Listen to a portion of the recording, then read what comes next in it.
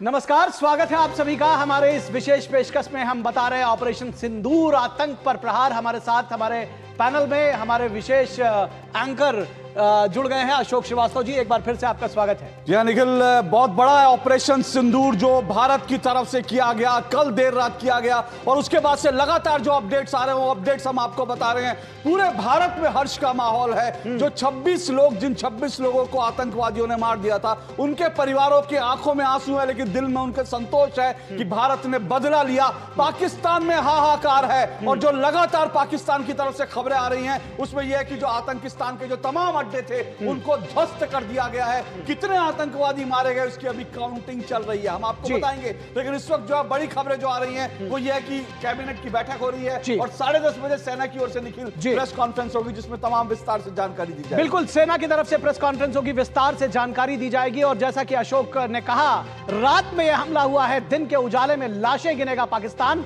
और देखेगा कि कितने आतंकी इस वक्त मारे गए हैं, क्योंकि भारत ने वो शौर्य और पराक्रम दिखाया है जिसकी हर भारतवासी जिसकी मांग कर रहा था और जिसको कहते हैं दिनकर के शब्दों में कि सच पूछो तो शर्में ही बसती है दीप्ति विनय की, समधि वचन संपूज्य उसी को जिसमें शक्ति विजय की, क्षमा दया तप त्याग मनोबल को तभी पूछता जग है, बल का दर्प चमकता उसके पीछे जब जगमग है। तो भारत के बल के पीछे जो दर्प है ये जगमग चमक रहा है और दुनिया इसको देख रही है। हम आपको बताएंगे कि किस तरह से ये ऑपरेशन सिंदूर चलाया गया है, किस तरह से सिर्फ पीओके में नहीं बल्कि पाकिस्तान की जमीन में भारत ने घुसकर उस आतंकी हमले का बदला लिया है जहां धर्म पूछकर मारा गया था और कहा गया था कि मोदी से बता देना। जब मोदी का बेटियों का सिंदूर उजाड़ा गया था, उसी सिंदूर ऑपरेशन से तमाम आतंकवादियों के जो अड्डे थे उनको ध्वस्त कर दिया। और जैसा प्रधानमंत्री नरेंद्र मोदी ने कहा था कि मिट्टी में मिला देंगे, ठीक उसी तरह से मिट्टी में मिला दिया गया है। बिल्कुल, मिट्टी में मिला दिया गया और कहा था कि मोदी को बता देना। तो जो मोदी को बताया था वो आप अपनी खुली आंखों से देख लें कि जब मोदी को बताया तो उसका परिणाम भी क्या निकला। जी हाँ, इस वक्त हम तमाम आपको अपडेट दे रहे हैं और इस बीच आपको यह भी बता दें, अमेरिका में भारतीय दूतावास की तरफ से जो बयान आया है वो आपको बता दें। भारत की तरफ से अमेरिका में भारतीय दूतावास का बयान भी आया है। अजीत डोवाल ने अपने अमेरिकी समकक्ष से बातचीत करी है। विदेश मंत्री मार्को रूबियो को कार्रवाई की जानकारी दी। भारत की कार्रवाई की केंद्रित और सटीक टारगेट पर जो कार्रवाई की वो जानकारी पाकिस्तान को जो है पाकिस्तान के सैन्य ठिकाने सिर्फ आतंकी ठिकानों को बनाया गया, ये जानकारी जो है भारत की ओर से न सिर्फ अमेरिका को बल्कि कई और देशों को दी गई। बिल्कुल, कोई भी सिविलियन इस टारगेट पे नहीं था, कोई भी इकोनॉमिक एस्टेब्लिशमेंट इस पर टारगेट पे नहीं था, कोई भी जो पाकिस्तानी इवन जो रक्षा के जो उनके एस्टेब्लिशमेंट थे वो भी टारगेट पे नहीं थे। टारगेट पे थे सिर्फ आतंकी और आतंक के जो पनाह देने वाले हैं वो लोग उस टारगेट पर थे और उनको नेस्त नाबूद किया गया है। सबसे खास बात, बार बार ये कहा जा रहा है कि भारत की सेना है, अनुशासित है, वो धैर्यवान है, वो जानती है कि वो पीछे वो धर्म पूछकर आतंकियों की तरह वार नहीं करती, वो आतंकियों पर वार करती है। अशोक जी हाँ, और जो खबरें आ रही हैं निखिल, वो खबरें ये भी हैं कि अब जो है पाकिस्तान की तरफ से जो खबरें आ रही हैं उसमें कई जो आतंकवादियों के जो कमांडर्स हैं उनके नाम तक अब सामने आने लगे हैं कि कौन कौन से आतंकी कमांडर जो दरअसल इतने बड़े कमांडर थे जो आतंकवादियों को ट्रेनिंग देते थे। ऐसे कई नाम सामने आए, हम आपको वो अपडेट देते रहेंगे। लेकिन इस बीच हमारे संवाददाता जो है हमारे साथ जुड़े हुए हैं, सुधाकर दास हमारे साथ जुड़े हुए हैं, शैलेंद्र मिश्र हमारे साथ जुड़े हुए हैं और हमारे साथ जो है अमृतपाल जुड़े हुए हैं। शैलेंद्र, सबसे पहले ये कि बैठक, कैबिनेट की जो बैठक थी, क्या वो शुरू हो गई है? सब लोग वहां पहुंच गए हैं? ये देखिए, ये बैठक 11 बजे शुरू होनी है, कैबिनेट की बैठक, और उसके बाद आर्थिक मामलों की समिति की बैठक। लेकिन उससे पहले कहा जा रहा है कि सीसीएस की बैठक हो सकती है, सुरक्षा मामलों की जो समिति है प्रधानमंत्री नरेंद्र मोदी की अध्यक्षता में, वो बैठ सकती है। चूंकि सुरक्षा के जो हालात है, जो कुछ कदम उठाए गए, उनकी जानकारी दी जा सकती है। देखिए, हम जानते हैं कि भारत की तरफ से बिल्कुल स्पष्ट कर दिया गया है कि ये जो सैन्य कार्रवाई है वो आतंकी ठिकानों पर की गई है। आतंकी जहां ट्रेनिंग लेते थे, जहां आतंकियों का एस्टेब्लिशमेंट था, जो उनका इंफ्रास्ट्रक्चर था, उसे ध्वस्त किया गया है। सिविलियंस या फिर पाकिस्तान के सैन्य ठिकानों को निशाना नहीं बनाया गया। तो ये भारत के एक जिम्मेदार राष्ट्र के तौर पर एक तरह से कार्रवाई करने की एक संदेश भी है। और हम जानते हैं कि भारत का नेतृत्व ऐसे हाथों में है जो दूरदर्शी है और निश्चित तौर पर दुनिया का भरोसा भी है। और हम तभी से देख रहे हैं कि जब पहलगाम आतंकी हमला हुआ था उसके बाद से ही दुनिया भर के तमाम ताकतवर देशों ने भारत का समर्थन किया था और भारत से कहा था कि उन्हें जो उचित लगे वो कार्रवाई करे। और आज जब हम देख रहे हैं कि एक ये बड़ी सैन्य कार्रवाई हुई है तो दुनिया भर का समर्थन मिलता भी दिखाई दे रहा है। तो सभी की नजरें होंगी जब कैबिनेट की बैठक होगी और संभवतः सीसीएस की बैठक होगी, उसमें क्या कुछ कहा जाता है। ब्रेकिंग न्यूज आपको बता दें, आंतरिक सुरक्षा पर गृह सचिव करेंगे बैठक। इस वक्त की बड़ी खबर है, गृह सचिव आंतरिक सुरक्षा पर बैठक करेंगे और यह अपने आप में इंपॉर्टेंट डेवलपमेंट है। जिस तरह से बॉर्डर पर, सीमा पर और एलओसी पर जो डेवलपमेंट हो रही है उसके देखते हुए गृह सचिव ने आंतरिक सुरक्षा पर भी बैठक करने का ये डिसाइड किया है। जी बिल्कुल, इंटरनल सिक्योरिटी भी बेहद जरूरी है और उसको लेकर के गृह सचिव एक बैठक कर रहे हैं। ये ब्रेकिंग न्यूज हम आप तक लेकर आए हैं। आंतरिक सुरक्षा पर गृह सचिव एक बैठक कर रहे हैं। तो जो तमाम सीसीएस की बात कर रहे हैं, कैबिनेट बैठक की बात कर रहे हैं, उनके साथ आंतरिक सुरक्षा को लेकर भी गृह सचिव एक बैठक की अगुवाई करेंगे, जिसमें इस बात का आकलन किया जाएगा कि आंतरिक सुरक्षा को किस तरह से और भी चुस्त दुरुस्त रखा जा सकता है। और बार बार ये बात कही जा रही है कि आज तमाम जगहों पर अलर्ट मोड भी रखा गया है और कम से कम 244 जिले जी जहां पर मॉक ड्रिल चलनी है। तो इस लिहाज से भी आंतरिक सुरक्षा की यह बैठक बेहद महत्वपूर्ण हो जाती है। जाहिर सी बात है। और जैसा कि हम शैलन से भी बात कर रहे थे, अभी सुधाकर के पास चलेंगे। ये देखिए नया भारत है, ये नया भारत है, ये डोजियर नहीं देता जी, ये सीधा डोज देता है। तो इस नए भारत ने पाकिस्तान को आतंकी हमले के, अब तक भारत हर आतंकी हमले के बाद पाकिस्तान को डोजियर देता था और पाकिस्तान जो है उसको घुमाता था। लेकिन इस बार नए भारत ने पाकिस्तान को डोजियर नहीं दिए हैं, डोज दी है। और ऐसी डोज दी है जो पाकिस्तान सालों साल नहीं भूलेगा, आतंकिस्तान जो है वो सालों साल नहीं भूलेगा। सुधाकर दास आपके पास सीधा आ रहा है। सुधाकर, क्या अपडेट है आपके पास? लगातार बैठकों का दौर जारी है, क्या डेवलपमेंट्स और क्या तैयारी है भारत की? क्योंकि अब जो है लगातार जो खबरें आ रही है उसके बाद ये आशंका भी है कि पाकिस्तान अपनी ओर से शायद कोई ना कोई बदमाशी करने की कोशिश जरूर करेगा। बिल्कुल बिल्कुल, देखिए, और ये खबर आ रही है कि जो चीफ ऑफ डिफेंस स्टाफ है अनिल चौहान, वो तीनों सेना प्रमुखों से जानकारी ले रहे हैं मौजूदा स्थिति का। और जो संभावित बताई जा रही है जो सीसीएस की बैठक, तो हो सकता है मुमकिन हो तो पूरी स्थिति को लेकर, जो हमारे सैन्य बलों ने जो रात में कार्रवाई की थी उसको लेकर, और साथ ही साथ मौजूदा स्थिति को लेकर, क्योंकि उसके बाद लगातार पाकिस्तान की तरफ से उकसावे वाली कार्रवाई की जा रही है, जिसका भारत मुंहतोड़ जवाब दे रहा है।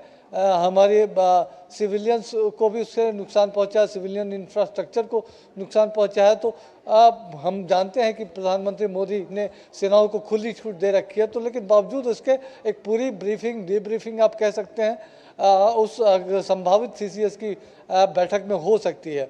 लेकिन निश्चित तौर पर अशोक, आप जो कह रहे हैं कि वो जो कहा जा रहा था कि मोदी को जाकर बता देना, तो आज भारत ने बता दिया है कि वो जो कार्रवाई है उसका अंजाम क्या हो सकता है। आज 140 करोड़ भारतीयों का सीना गर्व से चौड़ा हो उठा है अशोक, और आज हर भारतवासी का सीना 56 इंच का है जी, आप आज ये कह सकते हैं।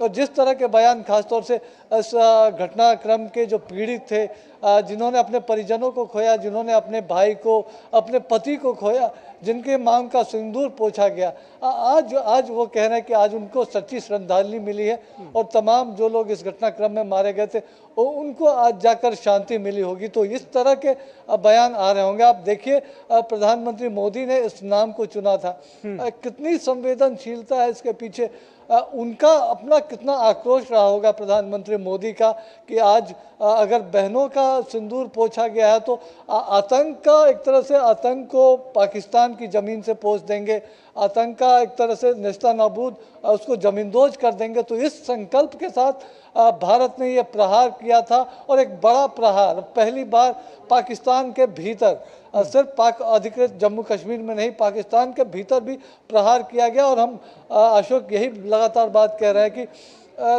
कम से कम 2000 आतंकी, ये जो 9 ठिकाने हैं उनमें किसी भी वक्त रहते हैं आतंकी, उनको ट्रेन करने वाले लोग। अब देखना पड़ेगा कि वो हताहतों की संख्या कैसे सामने आती है। अभी तो छिपाने की कोशिश होगी पाकिस्तानी सेना की तरफ से, ISPR, ISI की तरफ से, लेकिन ये जानकारी सामने आएगी। अशोक सुधाकर, जो पाकिस्तान से खबरें आ रही है उसमें ये भी कि जैश ए मोहम्मद का उसका जो मुख्यालय है उसको पाकिस्तानी सेना ने घेर रखा है। पाकिस्तानी सेना जैश ए मोहम्मद के जो है मुख्यालय तक किसी को पहुंचने नहीं दे रही, क्योंकि वो क्या छुपाना चाहते हैं। क्या अंदर लाशों का अंबार है? क्या अंदर जो है ऐसी स्थिति है कि वो नहीं चाहते कि दुनिया देखे? क्या वो क्या छुपाना चाहता है पाकिस्तान? ये थोड़ी देर में जरूर खुलासा होगा, क्योंकि पाकिस्तान जो है वो बौखलाया हुआ है, जिस तरह की लगातार निश्चित तौर पर बौखलाया भी हुआ है। और सबसे खास बात है कि पाकिस्तान के कुछ हिस्सों में अशोक जो सोशल मीडिया में आ रहा है कि वहां पर खुशी भी मनाई जा रही है, और ये कहा जा रहा है कि मिसाइल्स जो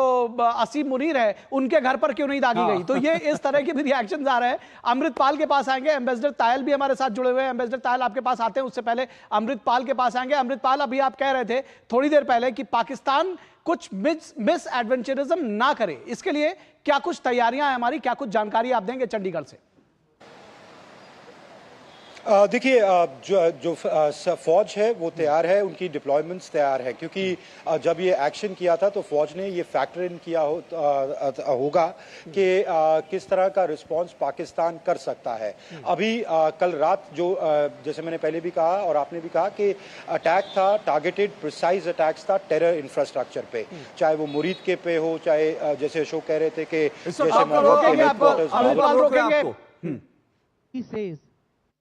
And I repeat for that thing, just for a matter of fact, I repeat it. It clearly states that this is a press brief. As of now, in this press brief, no questions will be taken. So I request you, please adhere to it. And 10:25 we start. Request to please settle down. Thank you.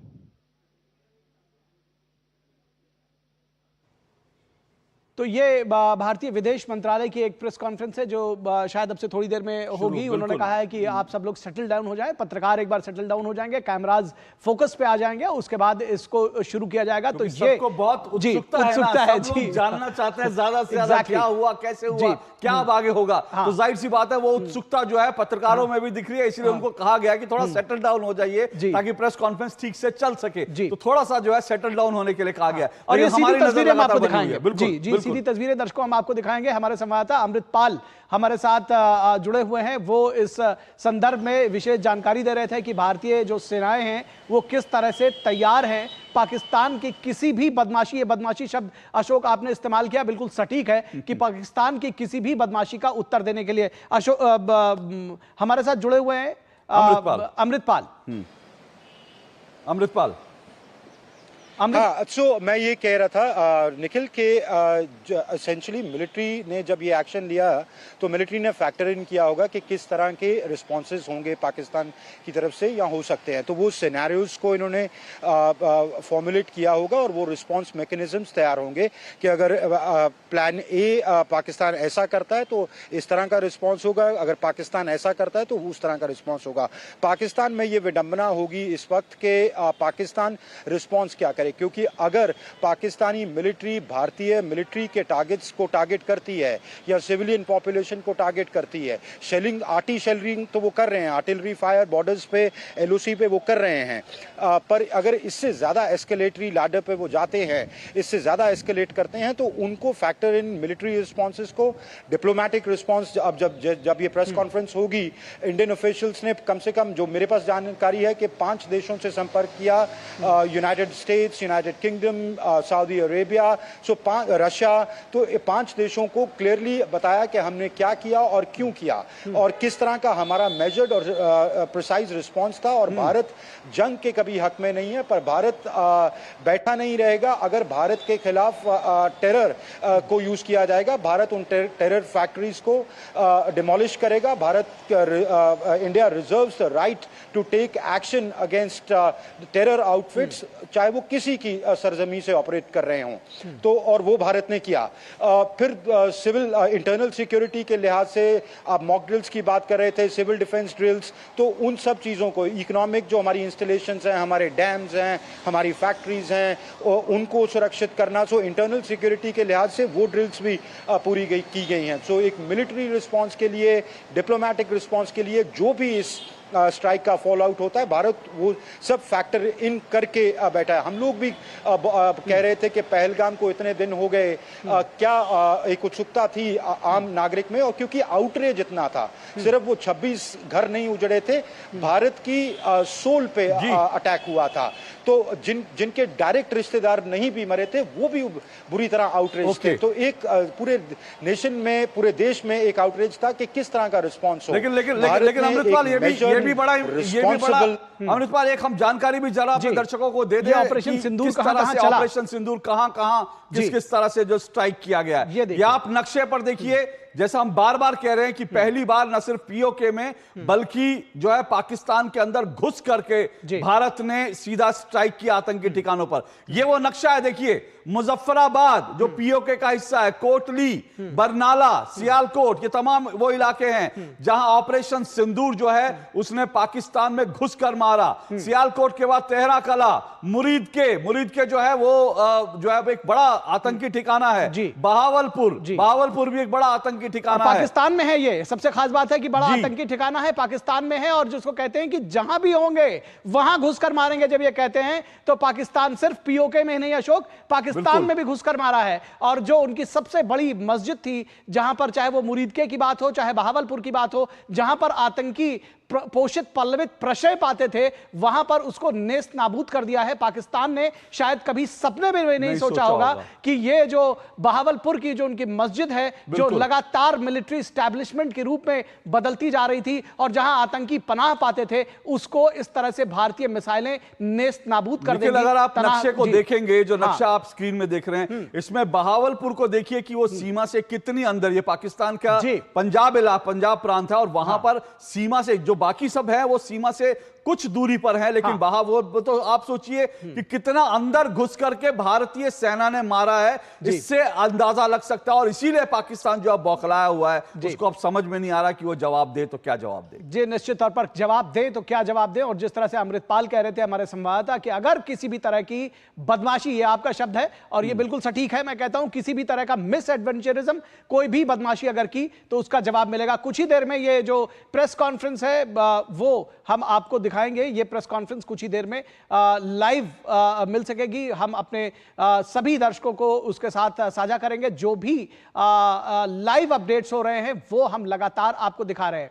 तो ये जो press conference है विदेश मंत्रालय की, वो हम आपको लाइव लिए चलेंगे। मेरे ख्याल से अभी जो है शायद सेना की जो है प्रेस कॉन्फ्रेंस भी होने वाली है बहुत जल्दी। हम तमाम जो डेवलपमेंट है हम उन पर नजर रखे हुए हैं। ऑपरेशन सिंदूर को लेकर प्रेस कॉन्फ्रेंस है, आप देख रहे हैं भारत का एम्ब्लम है और नीचे ऑपरेशन सिंदूर लिखा हुआ है। तो साफ तौर पर है कि ऑपरेशन सिंदूर को लेकर जो है जानकारी दी जाएगी। अभी तक जो जानकारी आ रही है वो सूत्रों के हवाले से आ रही है। जो तमाम जानकारी आ रही है वो मीडिया में, सोशल मीडिया में सूत्रों के हवाले से आ रही है। लेकिन अब जो है सरकार की तरफ से जो है सेना की तरफ से बिल्कुल प्रिसाइज जानकारी दी जाएगी। ये देखिए आप जो है इसमें ये प्रेस कॉन्फ्रेंस है सेना की तरफ से तीनों सेना, क्योंकि ये जॉइंट ऑपरेशन था, तीनों सेनाओं ने कोऑर्डिनेट करके के जो है पाकिस्तान के अंदर घुस के मारा था। तो इसीलिए तीनों सेनाओं की एक संयुक्त प्रेस कॉन्फ्रेंस होगी और उसमें पूरा का पूरा खुलासा किया जाएगा कि ऑपरेशन कितने बजे हुआ, कैसे हुआ, क्या क्या किया गया और कितना नुकसान पाकिस्तान को हुआ है। ये सब जानकारी कुछ ही देर में दी जाएगी और ये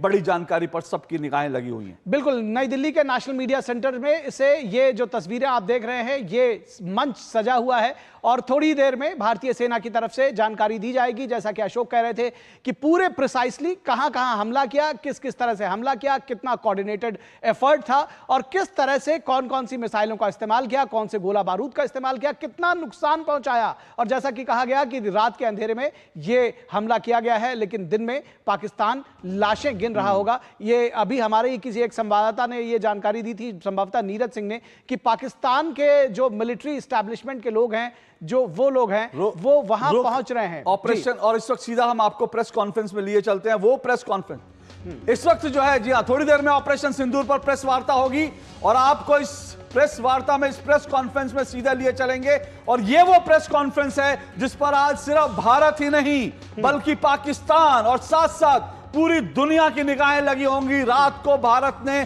किस तरह से आतंकिस्तान को नेस्तानाबूद किया है, किस तरह से आतंक के अड्डों को ढेर किया है, उसको लेकर एक बड़ी प्रेस कॉन्फ्रेंस बस कुछ ही देर में होने वाली है। और यह प्रेस कॉन्फ्रेंस हम आपको सीधा दिखाएंगे। बिल्कुल, ये प्रेस कॉन्फ्रेंस सीधा दिखाएंगे। और जैसा कि हम बता रहे हैं कि इस प्रेस कॉन्फ्रेंस के जरिए सेना और भारत सरकार आधिकारिक रूप से बताएगी कि उसने किन किन ठिकानों पर हमला किया है और क्या क्या नुकसान हुआ है, किस तरह से हमला हुआ है, आगे के जो फॉलोआउट्स हैं वो किस तरह से होंगे, पाकिस्तान का जो रिस्पांस है वो भी बताएंगे। और उसके साथ ही साथ जो विदेश नीति के तहत जैसा कि अभी अमृतपाल बता रहे थे कि 5 देशों के जो रिप्रेजेंटेटिव्स हैं और जो उनके राष्ट्राध्यक्ष हैं उनसे लगातार बातचीत की जा रही है, उनके विदेश मंत्रियों से बात की गई है। तो उनसे क्या कुछ बात की गई है, क्या कुछ बताया गया है, क्योंकि भारत लगातार इस बात को कह रहा है कि वो पाकिस्तान के रक्षा इस्टेब्लिशमेंट पर, इकोनॉमिक इस्टेब्लिशमेंट पर कोई हमला नहीं कर रहा है। सिटीजन्स पर, जो बेकसूर नागरिक हैं उन पर आतंकियों की तरह हमला नहीं कर रहा है। भारत की जो सेना है वो एक डिसिप्लिन्ड फौज है, वो एक अनुशासित फौज है, वो अपनी जिम्मेदारी को समझती है और इस जिम्मेदारी को समझते हुए उसने सिर्फ उन आतंकी ठिकानों को निशाना बनाया है जिन्होंने पहलगाम हमले से लेकर के मुंबई टेरर अटैक तक। यह भी समझने की जरूरत है कि यह जो हमला हुआ है और जो यह अटैक हुआ है इसमें उन सब हमलों का बदला है। क्योंकि जब बहावलपुर पर हमला होता है तो वहां वो ट्रेनिंग कैंप्स वो भी थे जिन्होंने संसद पर हमला किया था, वो भी ट्रेनिंग कैंप्स थे जिन्होंने मुंबई अटैक में हमला किया था। तो एक जो पूरी सीरीज है, कसाब ये जो मुरीद के और बहावलपुर के अड्डे हैं, यहीं पर अजमल कसाब जैसे आतंकवादियों को, जिन्होंने सब संसद पे, जिसमें ये तमाम आतंकी हमलों के जो ट्रेनिंग के सेंटर थे, और यहां पर इसलिए भारत ने इनको ठोक ठोक के मारा। जी बिल्कुल, ठोक ठोक के मारा है। और ये बताया है कि वो जो पूरी सीरीज है उसका बदला हमने एक दिन में, एक समय में आपसे लिया है। और जब प्रधानमंत्री मोदी कहते हैं कि चुन चुन कर मारेंगे और मिट्टी में मिला देंगे, तो उन हमलों को, जो पहलगाम का जो कायराना हमला किया था उसके बदले में मिट्टी में मिला दिया है तमाम उन आतंकी ठिकानों को जहां से पाकिस्तान जो है इसको टेरर आउटलेट कहता था और कहता था कि हम इसको भारत में भेजा करेंगे, एक छद्म युद्ध लड़ेंगे। तो उस छद्म युद्ध पर भारत ने सीधा और सटीक प्रहार किया है और दिखाया है कि जब भारत का बदला होता है तो आखिर किस तरह से होता है। और सबसे खास बात है कि अमेरिका से लेकर इजराइल तक, रूस से लेकर के दूसरे देशों तक सब इसको ये कह रहे हैं कि आपने जो किया ठीक किया आतंक के खिलाफ। आप, जब हम ये कहते हैं कि न्यायार्थ अपने बंद को भी दंड देना धर्म है, तो विश्व भी इसके साथ खड़ा हुआ है कि हां, आप धर्म का काम कर रहे हैं। आप धर्म यानी कि आप न्याय का काम कर रहे हैं, और न्याय आपने जो उनके साथ, उन 26 परिवारों के साथ किया है, यह हमारा हक है कि हम इस न्याय पे, इस पूरे प्रकरण में ऐसे लोगों को दंड दें जिन्होंने इस पहलगाम के आतंकी और कायराना हमले को अंजाम दिया था। जी हाँ, बिल्कुल। आपको यह भी बता दें, ऑपरेशन सिंदूर के तहत आतंकवादियों पर हुई जो भारत की कार्रवाई से पाकिस्तान घबराया हुआ है, बौखलाया हुआ है, और झूठ के जरिए, मिस इंफॉर्मेशन जो कैंपेन के जरिए वो अपना पुलिंदा जो है वो दुनिया को दिखाने की कोशिश में लगा है। इसी कड़ी में पाकिस्तान समर्थक जो हैंडल है वो लगातार दुर्घटनाग्रस्त विमान को दिखाने वाली एक पुरानी तस्वीर को प्रसारित कर रहे हैं। लेकिन पीआईबी फैक्ट चेक ने इसे फेक और भ्रामक बताया है।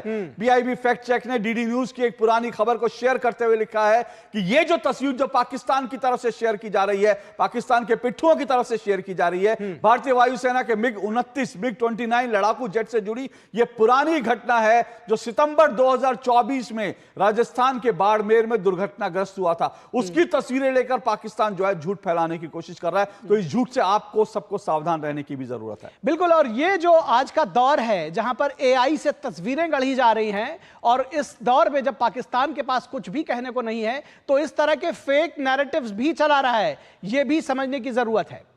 जी हाँ, और सीधा इस वक्त अम्बेसडर तायल के पास चलते हैं। हमारे साथ वो लगातार जुड़े हुए हैं और इस घटना को लेकर के। अम्बेसडर तायल जी, अम्बेसडर तायल अम्बेसडर तायल नहीं मुझे दिख रहे अभी कोशिश करेंगे वो जुड़े तो उनके पास फिर जाएं। लेकिन अमृतपाल, जो हम लगातार बात कर रहे हैं कि भाई पाकिस्तान का रिएक्शन क्या होगा, और उसमें जाहिर सी बात है भारत ने इस तैयारी के साथ जो है ये सब कुछ किया होगा, क्योंकि भारत ने भी सोचा होगा कि प्लान ए क्या हो सकता है, प्लान बी क्या हो सकता है, पाकिस्तान क्या करेगा, भारतीय सेना ने उस सब की तैयारी। मैं रोक रहा हूं क्योंकि प्रेस कॉन्फ्रेंस में आपको सीधा लिए चल रहे हैं।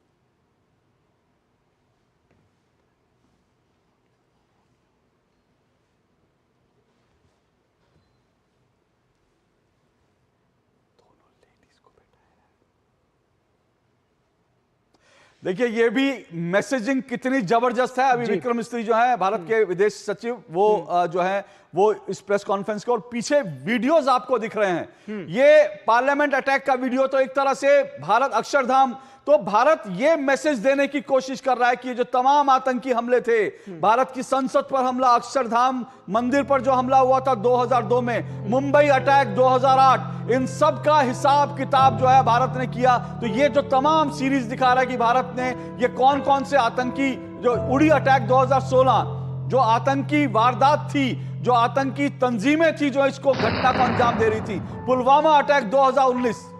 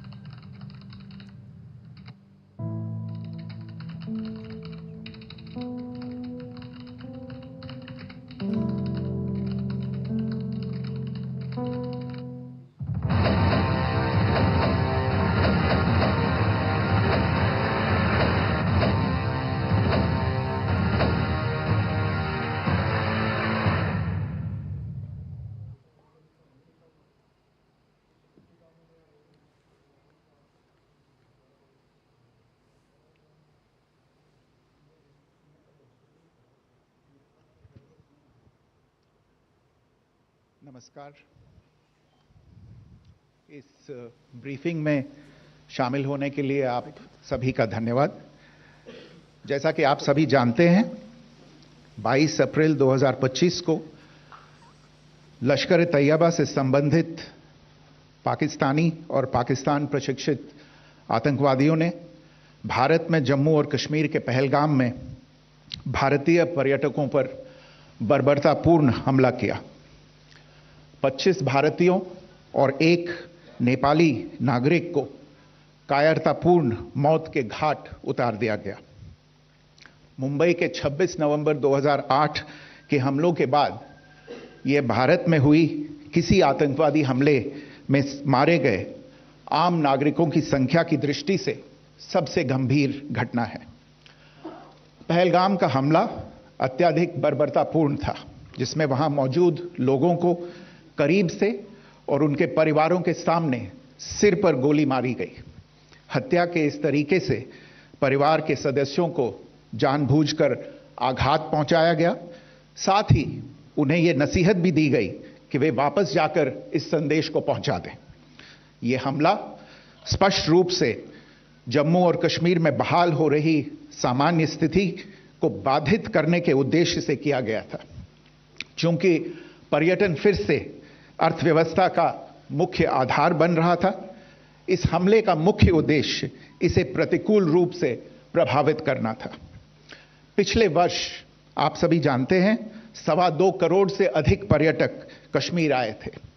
इस हमले का मुख्य उद्देश्य इसलिए संभवतः यह था कि इस संघ राज्य क्षेत्र में विकास और प्रगति को नुकसान पहुंचाकर इसे पिछड़ा बनाए रखा जाए और पाकिस्तान से लगातार होने वाले सीमा पार आतंकवाद के लिए उपजाऊ जमीन बनाने में सहायता की जाए। हमले का यह तरीका जम्मू और कश्मीर और शेष राष्ट्र दोनों में सांप्रदायिक दंगे भड़काने के उद्देश्य से भी प्रेरित था। इसका श्रेय सरकार और भारत के सभी नागरिकों को दिया जाना चाहिए कि इन प्रयासों को विफल कर दिया गया। एक समूह ने खुद को रेजिस्टेंस फ्रंट TRF कहते हुए इस हमले की जिम्मेदारी ली है। यह समूह संयुक्त राष्ट्र द्वारा प्रतिबंधित पाकिस्तानी आतंकवादी समूह लश्कर तैयबा से जुड़ा हुआ है।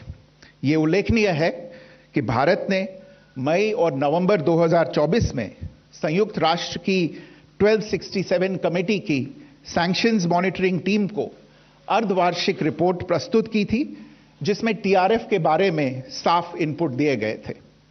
इससे पाकिस्तान स्थित आतंकवादी समूहों के लिए कवर के रूप में TRF की भूमिका सामने आई थी। इससे पहले भी दिसंबर 2023 में भारत ने इस टीम को लश्कर-ए-तैयबा और जैश-ए-मोहम्मद के बारे में सूचित किया था, जो टीआरएफ जैसे छोटे आतंकवादी समूहों के माध्यम से अपनी गतिविधियों को संचालित कर रहे हैं। इस संबंध में 25 अप्रैल को यूएन सिक्योरिटी काउंसिल प्रेस वक्तव्य में टीआरएफ के संदर्भ को हटाने के लिए पाकिस्तान के दबाव पर भी ध्यान दिया जाना चाहिए। पहलगाम आतंकवादी हमले की जांच से पाकिस्तान के साथ आतंकवादियों के संपर्क उजागर हुए हैं। रेजिस्टेंस फ्रंट द्वारा किए गए दावे और लश्कर-ए-तैयबा से ज्ञात सोशल मीडिया हैंडल द्वारा इसको रीपोस्ट किया जाना इसकी पुष्टि करता है। चश्मदीद गवाहों और विभिन्न जांच एजेंसियों को उपलब्ध अन्य सूचनाओं के आधार पर हमलावरों की पहचान भी हुई है। हमारी इंटेलिजेंस ने इस टीम के योजनाकारों और उनके समर्थकों की जानकारी जुटाई है। इस हमले की रूपरेखा भारत में सीमा पार आतंकवाद को अंजाम देने के पाकिस्तान के लंबे ट्रैक रिकॉर्ड से भी जुड़ी हुई है, जिसके लिखित और स्पष्ट दस्तावेज उपलब्ध हैं। पाकिस्तान दुनिया भर में आतंकवादियों के लिए एक शरण स्थल के रूप में पहचान बना चुका है। यहां अंतर्राष्ट्रीय स्तर पर प्रतिबंधित आतंकवादी सजा पाने से बचे रहते हैं। इसके अलावा पाकिस्तान ने इस मुद्दे पर विश्व और फाइनेंशियल एक्शन टास्क फोर्स जैसे अंतर्राष्ट्रीय मंचों को जानबूझकर गुमराह करने के लिए भी जाना जाता है। साजिद मीर का मामला, जिसमें इस आतंकवादी को पाकिस्तान ने मृत घोषित कर दिया था और फिर अंतर्राष्ट्रीय दबाव के परिणाम स्वरूप वो जीवित पाया गया, इसका सबसे स्पष्ट उदाहरण है। यह स्वाभाविक है कि पहलगाम में हुए इस हमले से जम्मू और कश्मीर के साथ साथ भारत के अन्य भागों में भी आक्रोश देखा गया। हमलों के बाद भारत सरकार ने स्वाभाविक रूप से पाकिस्तान के साथ संबंधों को लेकर कुछ कदम उठाए। आप सभी उन निर्णयों से अवगत हैं जिसकी घोषणा 23 अप्रैल को की गई थी। तथापि यह आवश्यक समझा गया कि 22 अप्रैल के हमले के अपराधियों और उनके योजनाकारों को न्याय के कटघरे में लाया जाए। हमलों के एक पखवाड़े के बाद भी पाकिस्तान द्वारा अपने क्षेत्र या अपने नियंत्रण वाले क्षेत्रों में आतंकवादियों की इंफ्रास्ट्रक्चर के विरुद्ध कार्यवाही करने के लिए कोई स्पष्ट कदम नहीं उठाया गया है। उल्टे वो इनकार करने और आरोप लगाने में ही लिप्त रहा है। पाकिस्तान आधारित आतंकवादी मॉड्यूल्स पर हमारी खुफिया निगरानी ने संकेत दिया है कि भारत के विरुद्ध आगे भी हमले हो सकते हैं। अतः इनको रोकना और इनसे निपटना दोनों को बेहद आवश्यक समझा गया। आज सुबह, जैसा कि आपको ज्ञात होगा, भारत ने इस तरह के सीमा पार हमलों का जवाब देने और उन्हें रोकने तथा उनका प्रतिरोध करने के अपने अधिकार का प्रयोग किया है। यह कार्यवाही नपीतुली, नॉन एस्केलेटरी, आनुपातिक और जिम्मेदारीपूर्ण है। यह आतंकवाद की इंफ्रास्ट्रक्चर को समाप्त करने और भारत में भेजे जाने वाले संभावित आतंकवादियों को अक्षम बनाने पर केंद्रित है। आपको यह भी स्मरण होगा कि 25 अप्रैल 2025 को संयुक्त राष्ट्र सुरक्षा परिषद ने पहलगाम आतंकवादी हमले पर एक प्रेस वक्तव्य जारी किया था, जिसमें आतंकवाद के इस निंदनीय कार्य के अपराधियों, आयोजकों, फाइनेंसरों और प्रायोजकों को जवाबदेह ठहराने और उन्हें न्याय के दायरे में लाने की आवश्यकता पर जोर दिया गया था। भारत की आज की इस कार्रवाई को इसी संदर्भ में देखा जाना चाहिए। Good morning. Thank you all for joining this briefing. As you are all aware, on April 22, 2025, Pakistani and Pakistan-trained terrorists belonging to the Lashkar-e-Taiba carried out a savage attack on Indian tourists at Pahalgam in Jammu and Kashmir in India. They murdered 26 people, including one national of Nepal, causing the largest number of civilian casualties in a terrorist attack in India since the 26 November 2008 attacks in Mumbai. The attack in Pahalgam was marked by extreme barbarity, with the victims mostly killed with headshots from close range and in front of their families. Family members were deliberately traumatized through the manner of the killing, accompanied by the exhortation that they should take back the message. The attack was clearly driven by the objective of undermining the normalcy returning to Jammu and Kashmir. In particular, it was designed to impact the mainstay of the economy, tourism, with a record 23 million tourists visiting the valley last year. The calculation presumably was that harming growth and development in the Union Territory would help keep it backward and create fertile ground for continued cross-border terrorism from Pakistan. The manner of the attack was also driven by an objective of provoking communal discord, both in Jammu and Kashmir and the rest of the nation. It is to the credit of the government and the people of India that these designs were foiled. A group calling itself the Resistance Front has claimed responsibility for the attack. This group is a front for the UN-proscribed Pakistani terrorist group Lashkar-e-Taiba. It is notable that India had given inputs about the TRF in the half-yearly report to the monitoring team of the UN's 1267 Sanctions Committee in May and November 2024, bringing out its role as a cover for Pakistan-based terrorist groups. Earlier too, in December 2023, India had informed the monitoring team about Lashkar and Jaish-e-Mohammed operating through small terror groups such as the TRF. Pakistan's pressure to remove references to TRF in the April 25 UN Security Council press statement is notable in this regard.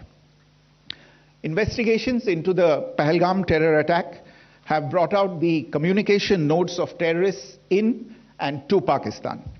The claims made by the Resistance Front and their reposting by known social media handles of the Lashkar-e-Taiba speak for themselves. Identification of the attackers based on eyewitness accounts as well as other information available to law enforcement agencies has also progressed. Our intelligence has developed an accurate picture of the planners and backers of this team. The features of this attack also tie in with Pakistan's long track record of perpetrating cross-border terrorism in India, which is well documented and beyond question. Pakistan also has a well-deserved reputation as a haven for terrorists from around the world, with internationally proscribed terrorists enjoying impunity there. In addition, Pakistan has been known to willfully mislead the world and international forums, such as the Financial Action Task Force, on this issue. The Sajid Mir case, in which this terrorist was declared dead, and then, in response to international pressure, brought back to life, found alive and arrested, is the most glaring example. The latest attack in Pahalgam has understandably generated deep anger in Jammu and Kashmir and in other parts of India. Following the attacks, the government of India naturally responded with a set of initial measures relating to our engagement with Pakistan. You're all aware of the decisions that were announced on the 23rd of April. However, it was deemed essential that the perpetrators and planners of the 22nd April attack be brought to justice. Despite a fortnight having passed since the attacks, there has been no demonstrable step from Pakistan to take action against the terrorist infrastructure on its territory or on territory under its control. Instead, all it has indulged in are denials and allegations. Our intelligence monitoring of Pakistan-based terrorist modules indicated that further attacks against India were impending. There was thus a compulsion both to deter and to preempt. Earlier this morning, as you would be aware, India exercised its right to respond and preempt as well as deter more such cross-border attacks. These actions were measured, non-escalatory, proportionate, and responsible. They focused on dismantling the terrorist infrastructure and disabling terrorists likely to be sent across to India. You would also recall that the Security Council on 25th April 2025 had issued a press statement on the Pahalgam terror attack, underlining and I quote, the need to hold perpetrators, organizers, financiers, and sponsors of this reprehensible act of terrorism accountable and bring them to justice, unquote. India's latest actions should be seen in this context. Joining me for this briefing on our actions earlier this morning are Colonel Sophia Qureshi and Wing Commander Vyomika Singh. I will request them to share some details regarding Operation Sindoor with all of you.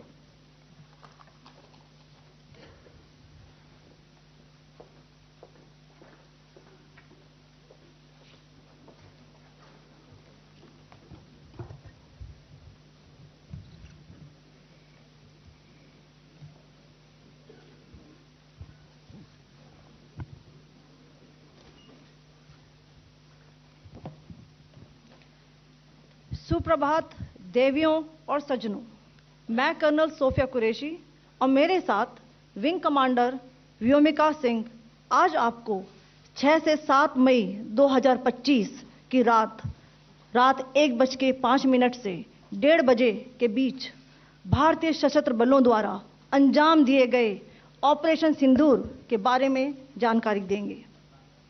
Operation सिंदूर 22 अप्रैल को पहलगाम में हुए विभत्स आतंकवादी हमले के शिकार मासूम नागरिकों व उनके परिवारों को न्याय देने के लिए लॉन्च किया गया था। इस कार्रवाई में 9 टेररिस्ट कैंप्स को टारगेट किया गया और पूरी तरह से इसे बर्बाद किया गया। पाकिस्तान में पिछले 3 दशकों से टेरर इंफ्रास्ट्रक्चर का निर्माण हो रहा है। इसमें recruitment, indoctrination centres, training areas व लॉन्च पैड शामिल थे, जो पाकिस्तान और पाक अधिकृत जम्मू कश्मीर POJK दोनों में फैले हैं। Operation Sindoor was launched by Indian Armed Forces to deliver justice to the victims of Pahalgam terror attack and their families. 9 terrorist camps were targeted and successfully destroyed. Over the last 3 decades, Pakistan has systematically built terror infrastructure. It is a complex web of recruitment and indoctrination centers, training areas for initial and refresher courses, and launch pads for handlers. These camps are located both in Pakistan as well as Pakistan-occupied Jammu and Kashmir areas. Some of the well-known training camps are located, as you can see on the screen. They are distributed from Savai Nala in the north, counting to approximately 21, ending at Bhagalpur to the south. इन लक्ष्यों का चयन विश्वसनीय intelligence सूचनाओं के आधार पर हुआ ताकि आतंक गतिविधियों की रीढ़ तोड़ी जा सके, और यह खास ध्यान दिया गया कि निर्दोष नागरिकों और सिविलियन इंस्टॉलेशन को नुकसान न पहुंचे। The selection of these targets for Operation Sindoor was based on credible intelligence inputs and role of these facilities in perpetrating the terror activities. The locations were so selected to avoid damage to civilian infrastructures and loss of any civilian lives. This was done with due diligence, and the camps selected for targeting and their engagement will now be shown to you one by one. POJK के targets मैं आपको बताना चाहूंगी। सबसे पहले सवाई नाला camp Muzaffarabad, जो कि POJK के लाइन ऑफ कंट्रोल से 30 किलोमीटर दूर है। यह एक लश्कर तौयबा का ट्रेनिंग सेंटर था। 20 अक्टूबर 2024 सोनमर्ग, 24 अक्टूबर 24 गुलमर्ग, 22 अप्रैल 2025 पहलगाम, इन हमलों के आतंकियों ने यहीं से प्रशिक्षण लिया था। सैयदना बिलाल कैंप मुजफ्फराबाद, यह एक जैश ए मोहम्मद का स्टेजिंग एरिया है। यह हथियार, विस्फोटक और जंगल सर्वाइवल ट्रेनिंग का केंद्र भी था। गुलपुर कैंप कोटली, यह LOC से 30 किलोमीटर दूर था। लश्कर तौयबा का बेस था, जो रजौरी पुंछ में सक्रिय था। 20 अप्रैल 2023 को पुंछ में और 9 जून 24 को तीर्थ यात्रियों के बस हमले में यहीं से आतंकी को ट्रेन किया गया था।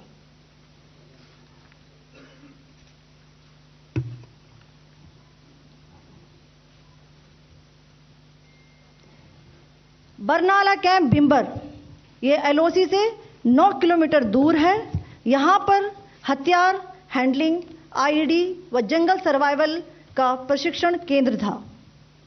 अब्बास कैंप कोटली,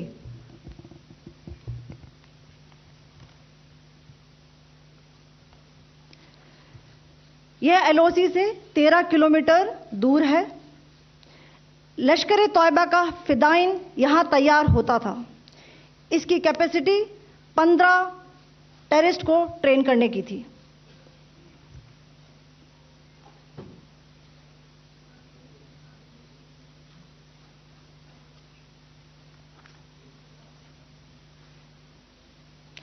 अब मैं पाकिस्तान के अंदर के टारगेट से अवगत कराना चाहूंगी।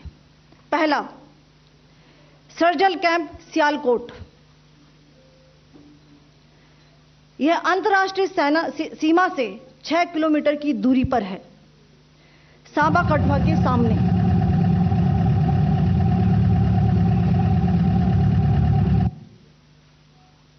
मार्च 2025 में जम्मू एंड कश्मीर पुलिस के 4 जवानों को की जो हत्या की गई थी, उन आतंकवादियों को इसी जगह पर ट्रेन किया गया था। दूसरा, महमूना जाया कैंप सियालकोट। यह 18 से 12 किलोमीटर आईबी से दूर था।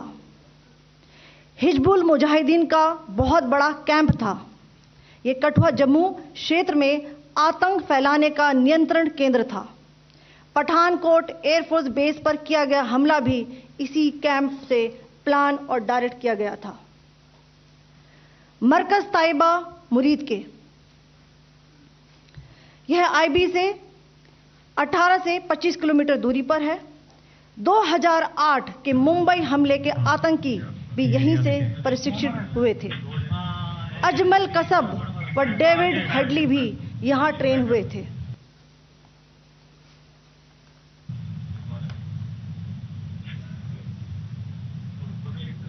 आगे दूसरा आया।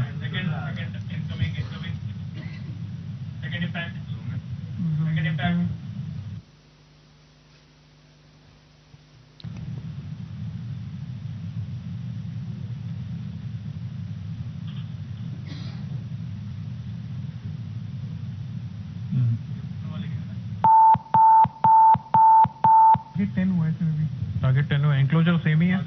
7 it is hit the target. हाँ हाँ।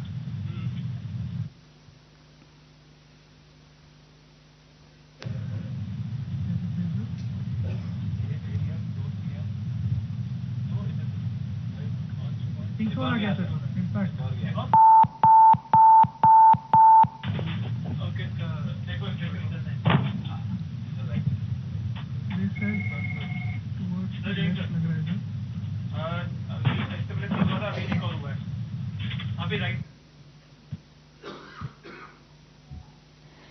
मरकज सुभान अल्लाह भावलपुर, यह इंटरनेशनल बाउंड्री से 100 किलोमीटर दूर है।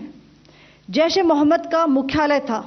यहां पर रिक्रूटमेंट, ट्रेनिंग व इंडॉक्ट्रिनेशन का केंद्र भी था। शीर्ष आतंकी अक्सर यहां आते थे। मैं आप सबको बताना चाहती हूं कि किसी भी सैन्य ठिकाने का निशाना नहीं बनाया गया और अभी तक किसी तरह की नागरिक क्षति की रिपोर्ट नहीं है। धन्यवाद। जय Hind. The strike on the terror camps were undertaken through precision capability, as shown to you. A niche technology weapons with careful selection of warheads was ensured so that there will be no collateral damage. The point of impact in each of the target was a specific building or a group of buildings. All the targets were neutralized with clinical efficiency, and the results reiterate the professionalism of the Indian Armed Forces in the planning and execution of their operations. No military establishments were targeted. India has demonstrated considerable restraint in its response. However, it must be said that the Indian Armed Forces are fully prepared to respond to Pakistani misadventures, if any, that will escalate the situation. Jai Hind, and thank you very much. Ladies and gentlemen, friends in the media, I ask your indulgence today in view of the fact that this is still an evolving situation. We will therefore not be able to take questions and answers today, but we will come back for more updates and more briefings shortly. Thank you all very much for joining us this morning. Thank you. Jai Hind.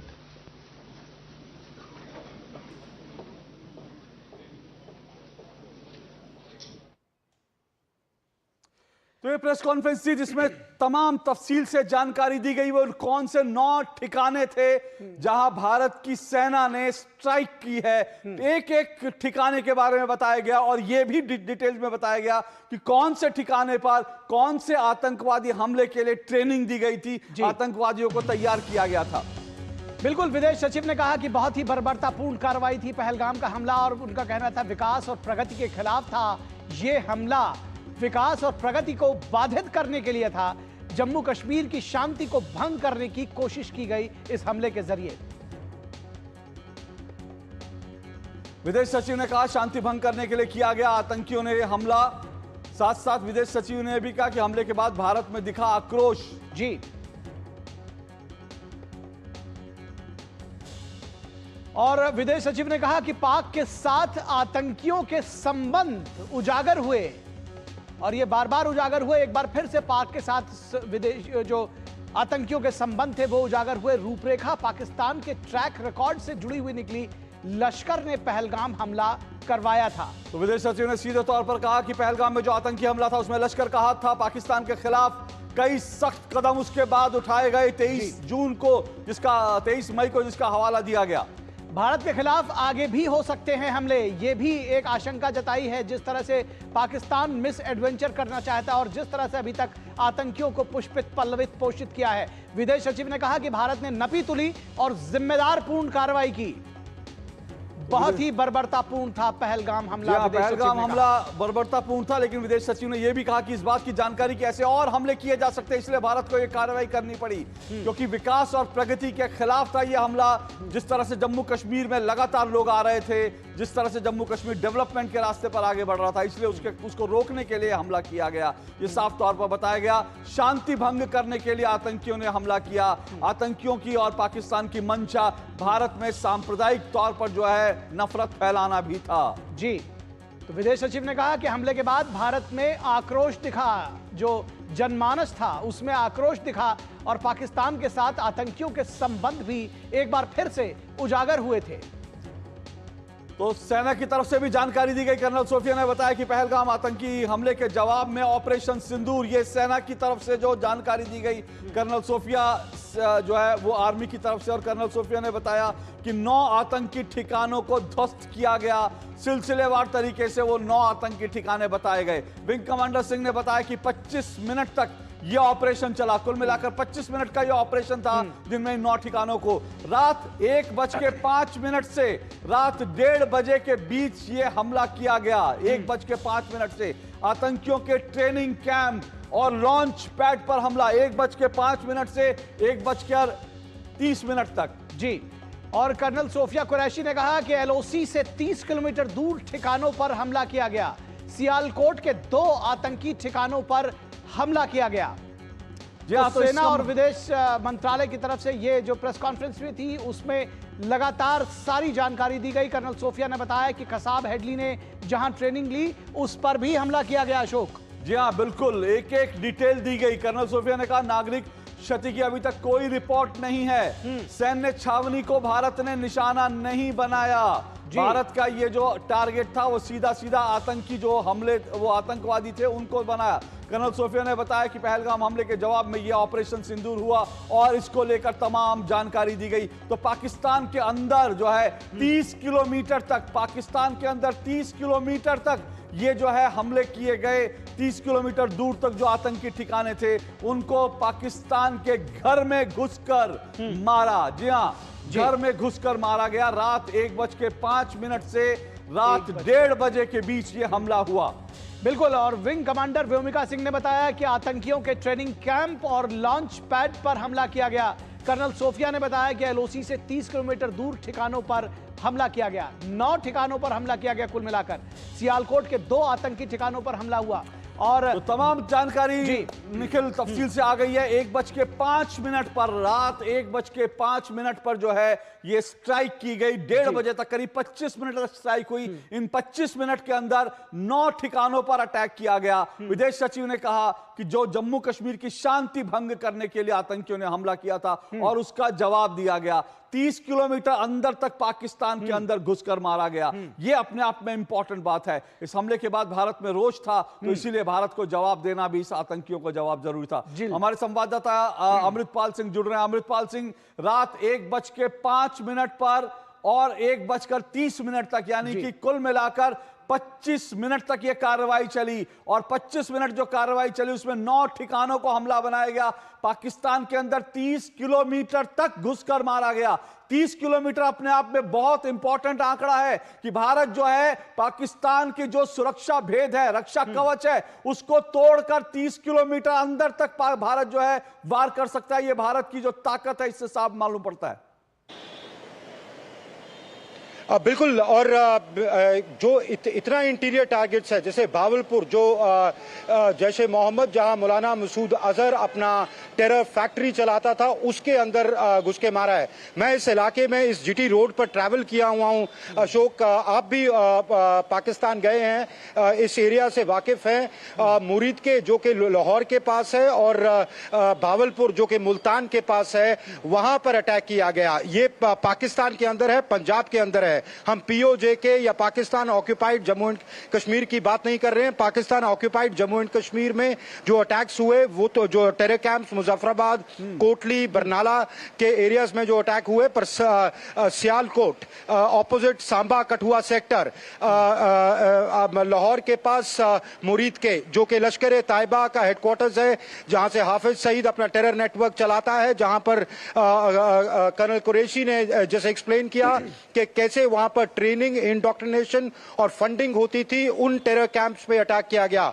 Jaish ए मोहम्मद का training camp, Jaish ए मोहम्मद का nerve centre, उनकी terror factory का मुरीद के भावलपुर, वहां पे attack किया गया। तो क्लियरली प्रिसीजन अटैक्स किए गए। हालांकि इस ब्रीफिंग में यह नहीं बताया गया कि किस तरह के वेपन सिस्टम्स यूज किए गए, पर क्लियरली ये लग रहा है कि मिसाइल अटैक्स हुए हैं। Both surface to surface missiles use की गई हैं और स्कैल्प मिसाइल्स यूज की गई हैं, जो कि बेसिकली प्लेटफॉर्म्स हैं रफाल एयरबोर्न होकर मिसाइल अटैक्स। क्योंकि जिस तरह की प्रिसीजन बैलिस्टिक मिसाइल्स यूज की गई हैं, वो 0.8 मैक मिसाइल्स होंगी, स्कैल्प मिसाइल्स होंगी, क्योंकि पाकिस्तान की एयर डिफेंस के पास उसको रोकने का, उसको डिटेक्ट करने का और उसको न्यूट्रलाइज करने का कोई तरीका नहीं है। उन्होंने कहा कि ग्रुप ऑफ बिल्डिंग्स या पर्टिकुलर बिल्डिंग्स को अटैक किया गया। जो तस्वीरें पाकिस्तान से इमर्ज हो रही हैं, या जो तस्वीरें आज फौज ने और फॉरेन एस्टैब्लिशमेंट ने, फॉरेन ऑफिस ने शेयर की अपनी ब्रीफिंग में, वो क्लियरली दिखाती हैं कि precise military targets, precise targets जो टेरर टारगेट्स थे, उनको अटैक किया गया। टिपिकल बिल्डिंग्स, साथ वाली बिल्डिंग को कुछ नहीं हुआ, जहां पर इंटेलिजेंस, स्पेसिफिक इंटेलिजेंस थी कि या वहां एमओ डिपोज हैं, या वहां ट्रेनिंग सेंटर्स हैं, या वहां आतंकी सो रहे हैं, वहां पर अटैक किया गया। अभी किस तरह का डैमेज हुआ है, किस तरह का डिस्ट्रक्शन हुआ है, या उसका कितने लोग मरे हैं, वो सब डिटेल्स नहीं शेयर हुई हैं, क्योंकि वो डिटेल्स आते आते वक्त लगता है। सेकेंडली, आप जानते हैं कि पाकिस्तान उसको ऑब्फस्केट करेगा, पाकिस्तान उसको डिनाई करेगा। बालाकोट में भी उन्होंने यही किया था कि कौआ तक नहीं मरा। तो भारत उस ब्लेम गेम में पड़ना ही नहीं चाहेगा। भारत ने क्लियरली दुनिया के सामने ये एविडेंस शेयर किया और माना, अनलाइक पाकिस्तान जो कि चुप के डिनाइल में रहा और कहता रहा कि फॉल्स फ्लैग ऑपरेशन है, भारत ने एक रिस्पॉन्सिबल, मेजर्ड, प्रिसाइज अटैक किया और ये और फॉरेन सेक्रेटरी ने ये भी बताया कि ऑब्जेक्टिव ट्रू प्रोन था, ऑब्जेक्टिव था एक जो टेरर फैक्ट्री चल रही है उसको डेटर करने के लिए, उसको ध्वस्त करने के लिए ये अटैक किया गया। और इनके पास इंटेलिजेंस इनपुट्स हैं, क्रेडिबल इंटेलिजेंस इनपुट्स हैं कि आगे भी ऐसे हमले हो सकते हैं, तो उसको डेटर करने के लिए, उसको रोकने के लिए तो एक पहलगाम के अटैक में जो लोग शामिल थे, जो हैंडलर्स थे, जो इस ऑपरेशन को लीड कर रहे थे, उन पर अटैक किया गया, उनका टेरर इंफ्रास्ट्रक्चर ध्वस्त किया गया। दूसरा, आगे ऐसे वाकया ना हो, उस टेरर इंफ्रास्ट्रक्चर को ध्वस्त, उसको रोकने के लिए, उसको डेटर करने के लिए ये अटैक किया गया। जी अमृतपाल, जो बताया गया कि ये जो तमाम जो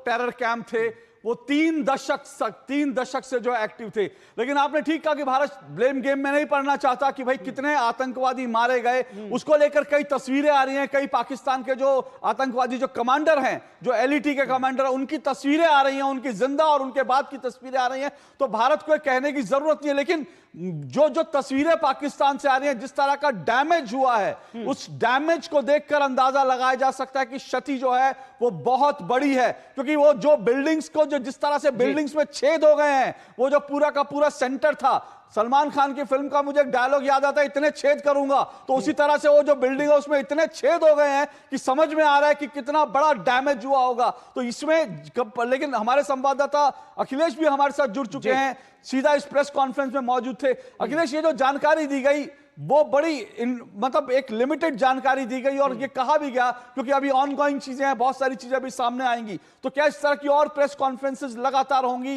या कुछ और इसके अलावा डिटेल आपके पास जो मौजूद हो? या निश्चित तौर पे विक्रम मिश्री जो विदेश सचिव हैं, उन्होंने साफ साफ कहा कि देखिए ये ऑपरेशनल डिटेल्स हैं, जितनी जानकारियां देनी थी भारत को उतनी जानकारियां दी गई है। और ये जो जानकारी दी गई उसमें एक तरीके से कहें कि एक ग्राफिक पिक्चर पेश किया गया और पूरी तरह ग्राफिक्स करके दिखाया गया कि कहां कहां हमारे मिसाइल गिरे, कहां कहां उन पे हमला किया गया, कहां कहां उनकी बिल्डिंगों को ध्वस्त किया गया। लेकिन साथ साथ विदेश सचिव ने यह भी बताया कि यह जो ऑपरेशन था यह ऑपरेशन प्रीएम्प्ट करने के लिए था कि कोई और हमला नहीं हो, क्योंकि इंटेलिजेंस इनपुट ये थे कि और भी हमले हो सकते हैं। उन्होंने इस बात का हवाला दिया कि संयुक्त राष्ट्र सुरक्षा परिषद ने जो रिजोल्यूशन लिया था वो यूनानिमस रिजोल्यूशन लिया था। उस रिजोल्यूशन में ये साफ साफ कहा गया था कि जो पहलगाम आतंकी हमले हैं उनके परपेट्रेटर्स को, उनको पोषित करने वाले को, उनको सजा दी जानी चाहिए।